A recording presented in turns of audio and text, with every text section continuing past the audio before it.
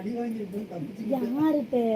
நீதானே இருப்ப நீயா? அவன் கட்டை வெட்டுனான். ஆமா சரியா? என்ன பண்ணாங்க தெரியுமா? 2 பேரும் சேர்ந்துட்டாங்க. அவரே சொல்லுவாரு. அவன் கட்டை வெட்டுனான். என்ன கட்ட வெட்டனா? போல்டிங் வச்சு வெட்டான்.